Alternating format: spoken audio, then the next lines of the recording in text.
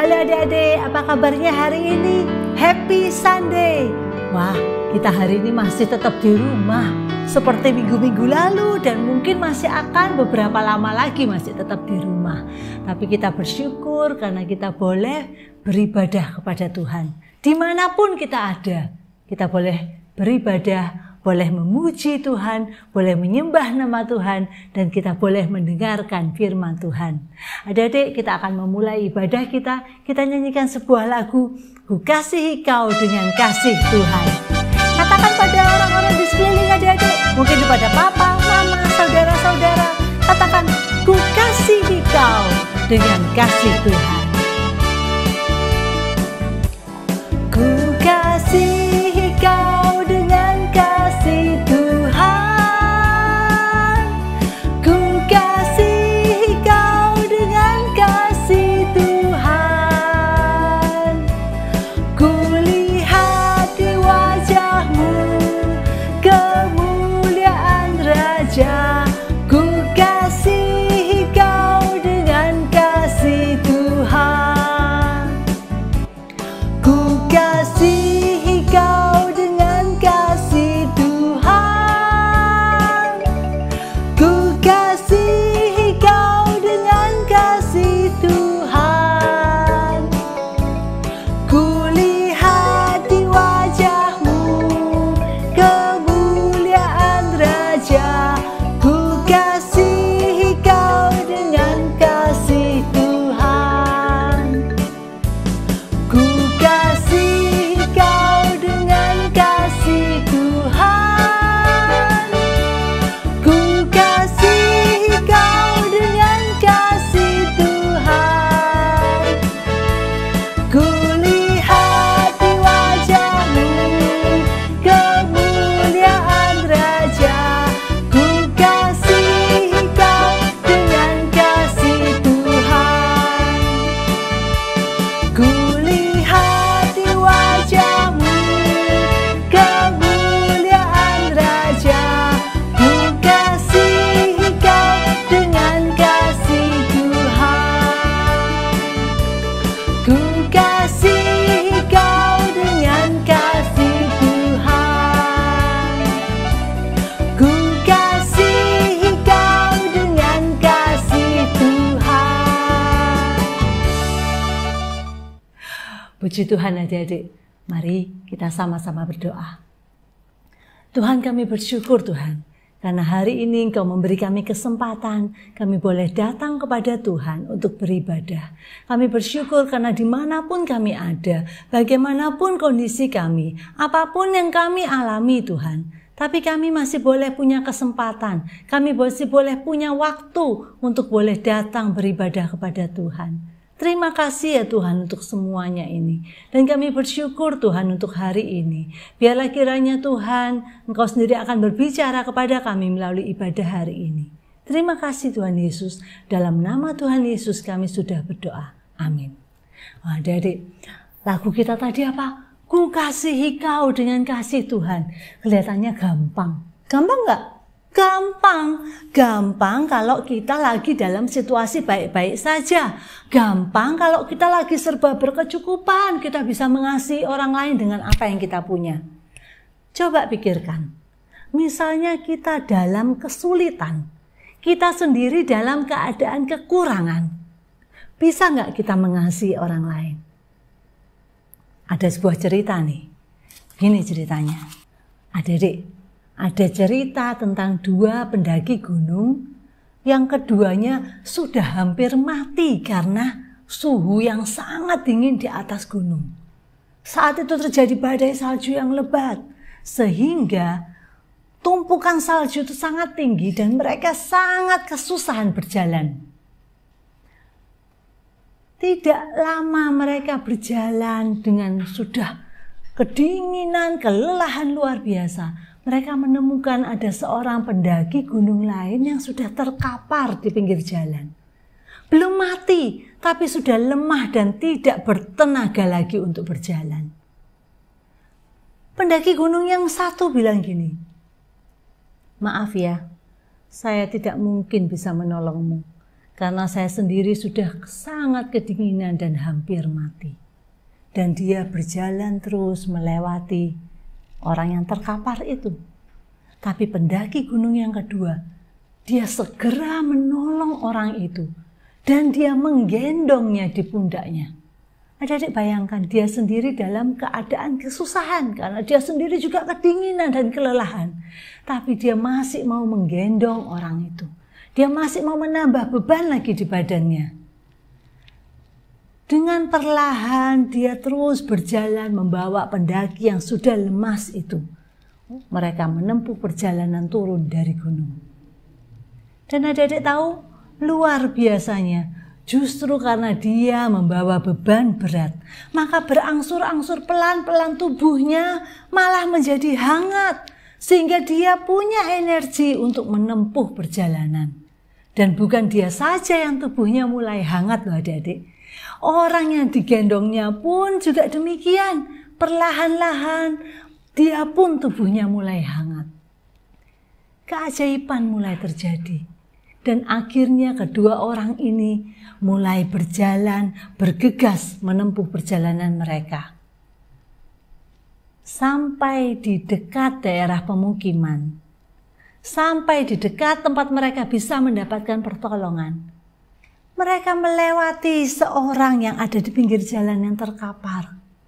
Ternyata itu adalah pendaki gunung yang pertama tadi. Yang cepat-cepat turun gunung karena apa? Mau menyelamatkan dirinya sendiri.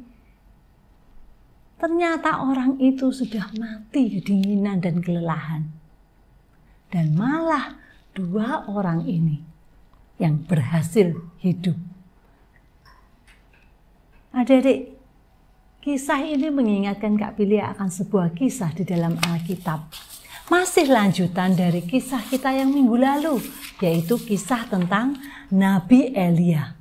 Nah, masih ingat kan ya ceritanya minggu lalu ya, yang Nabi Elia dia diutus oleh Tuhan untuk datang kepada Raja Ahab yang jahat dan istrinya yaitu Ratu Isabel, yang mereka sudah menyembah Baal, menyembah berhala, menyembah dewa-dewa lain.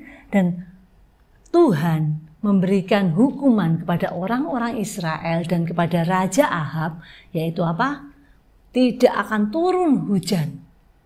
Sampai Elia mengatakan akan turun hujan. Dan adik-adik tahu berapa lama waktunya? 3 tahun 6 bulan. 3,5 tahun hujan tidak turun. Dan otomatis akan terjadi kelaparan di mana-mana. Karena kekeringan, tidak ada air, berarti tidak ada tumbuhan yang bisa hidup. Maka berarti tidak ada tanam, tidak ada binatang yang bisa hidup. Tidak ada makanan untuk semua orang.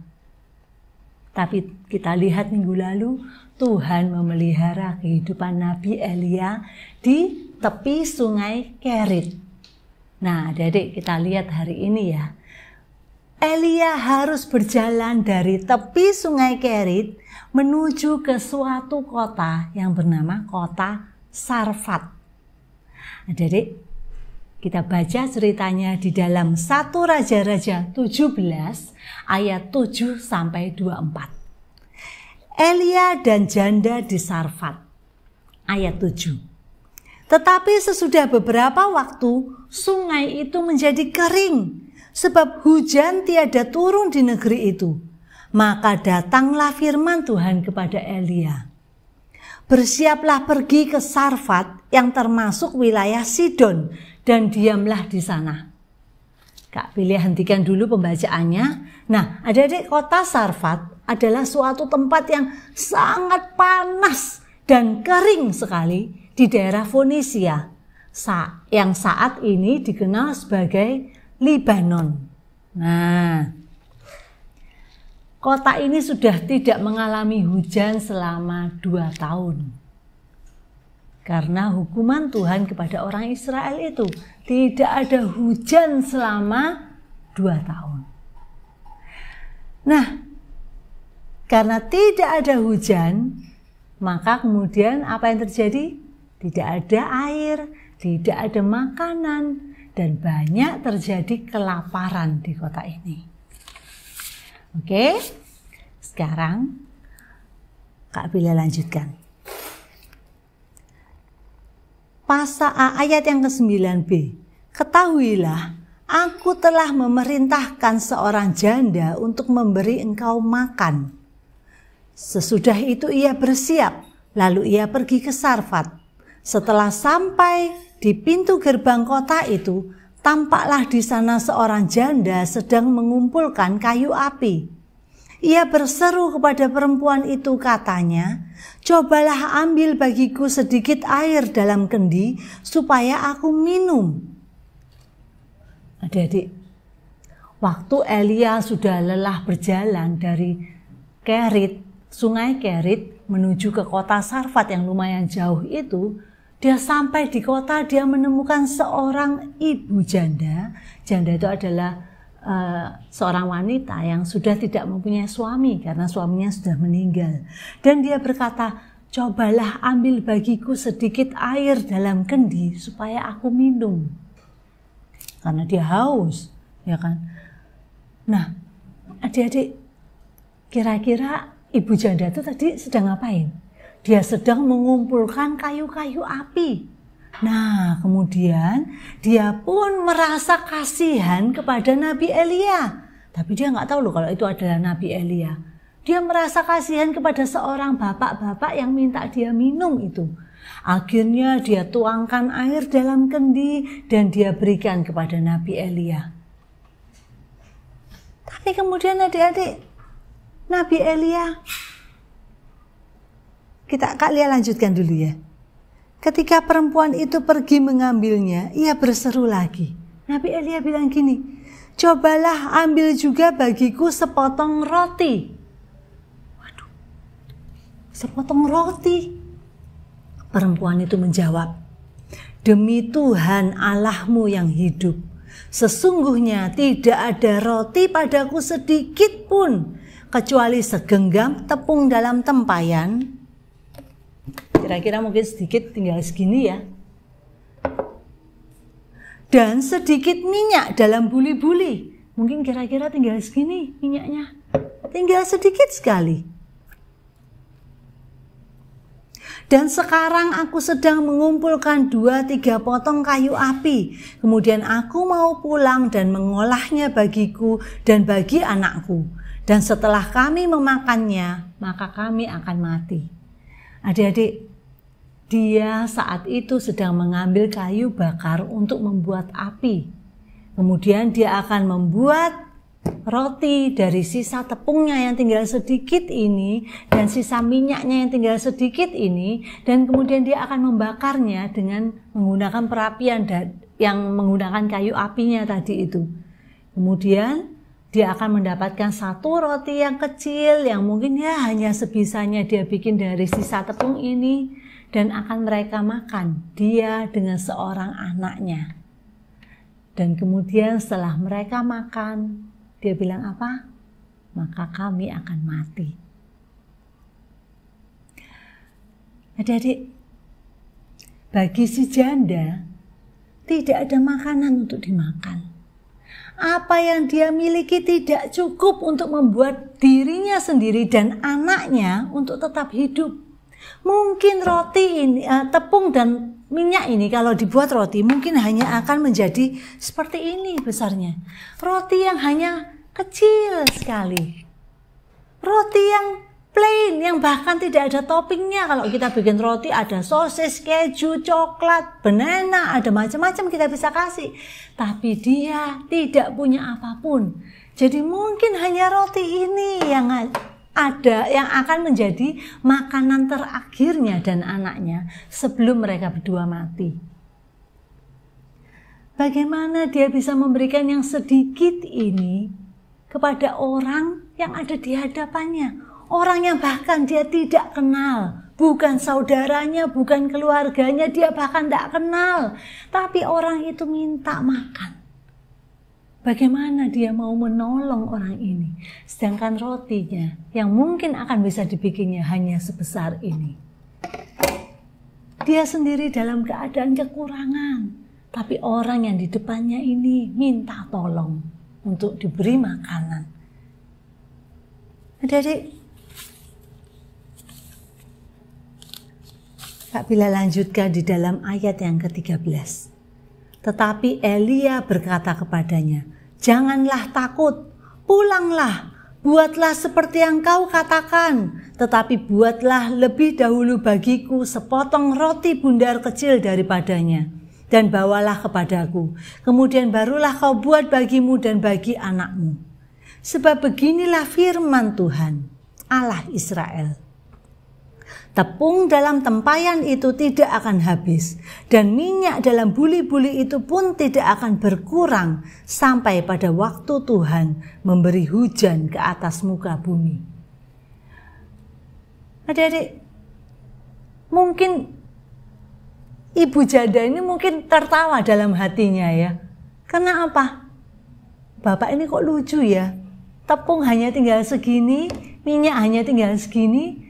Dia bilang, "Ya bikinkan aku roti, nanti tepungmu tidak akan habis, minyakmu tidak akan habis." Kayaknya sesuatu hal yang tidak masuk akal, tidak mungkin terjadi. Tapi mungkin dia juga pikir, ya sudahlah, toh gak lama lagi aku dan anakku akan mati karena kami sudah gak punya apa-apa lagi. Ya sudahlah, aku turuti saja kata-katanya. Maka benar, dia turuti kata-katanya. Dia buat sebuah roti, dia berikan kepada Nabi Elia.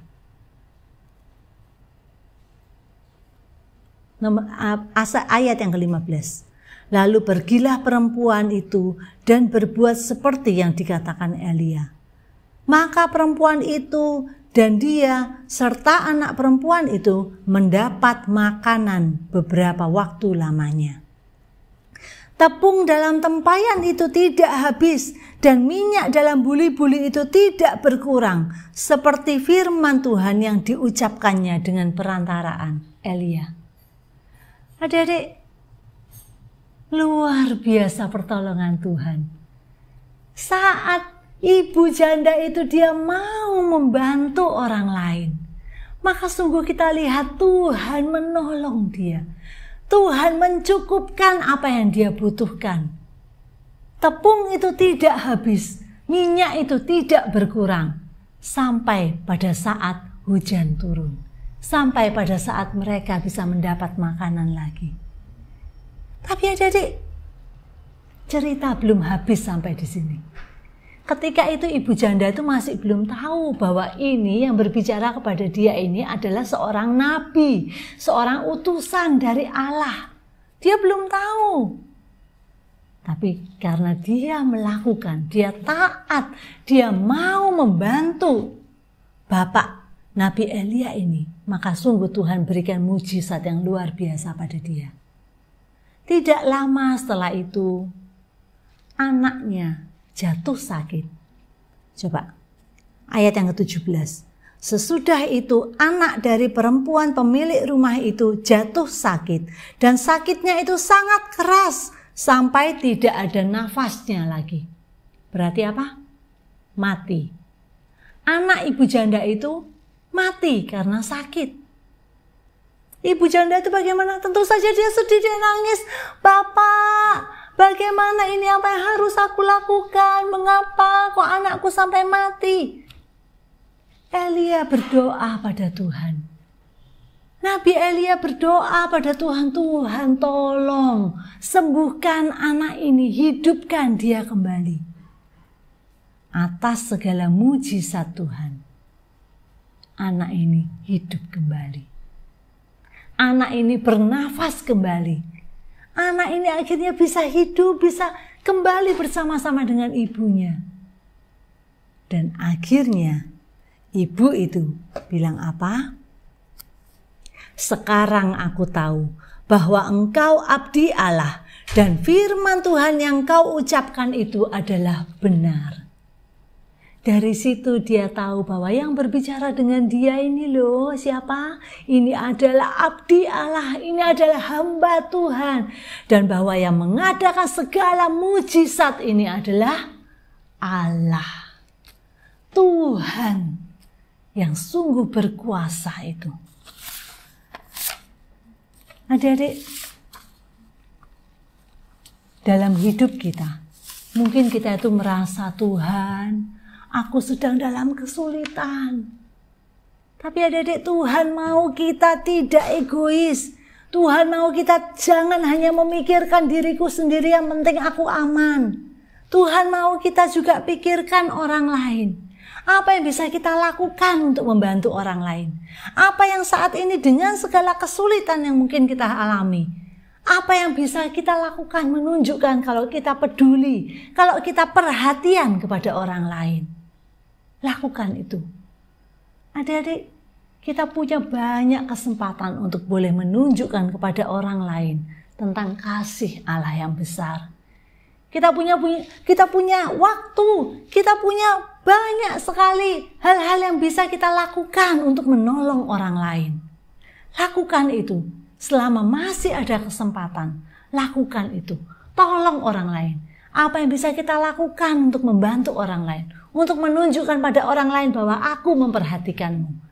Lakukan itu bagi orang lain. Adik-adik, ayat hafalan kita buka di dalam Mazmur 147 ayat yang kelima. Mazmur 147 ayat yang kelima. Besarlah Tuhan dan berlimpahlah kekuatan, kebijaksanaannya tak terhingga. Sekali lagi, besarlah Tuhan kita dan berlimpah kekuatan, kebijaksanaannya tak terhingga.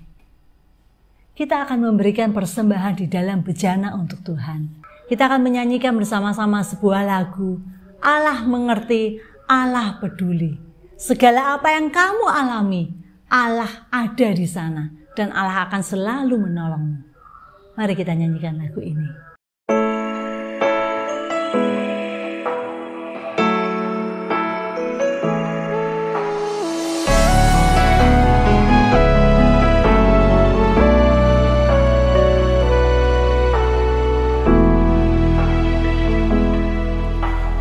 Banyak perkara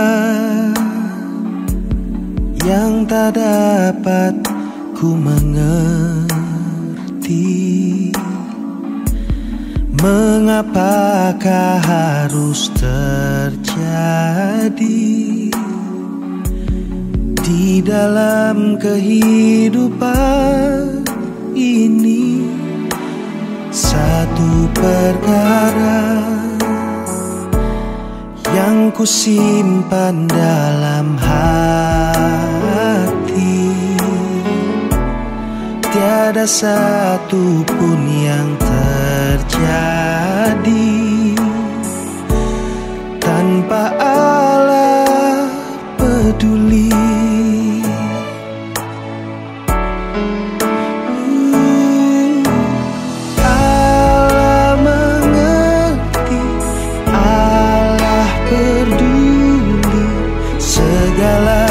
Persoalan yang kita hadapi takkan pernah dibiarkannya ku bergumul sendiri, sebab Allah mengerti.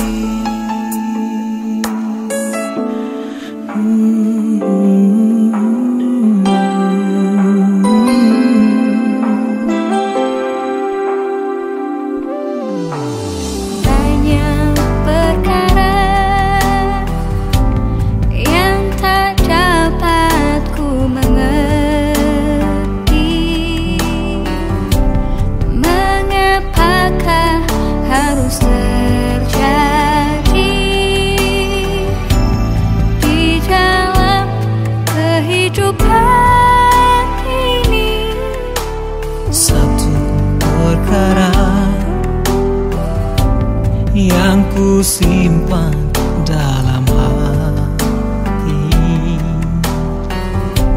tiada satu pun kan terjadi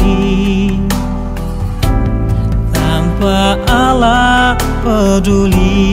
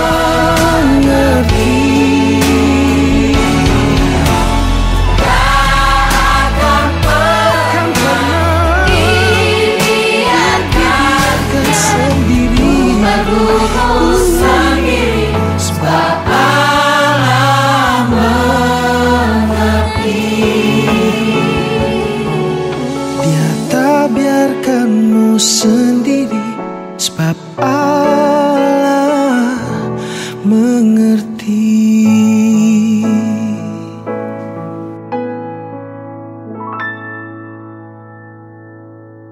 Adik-adik, mari kita berdoa.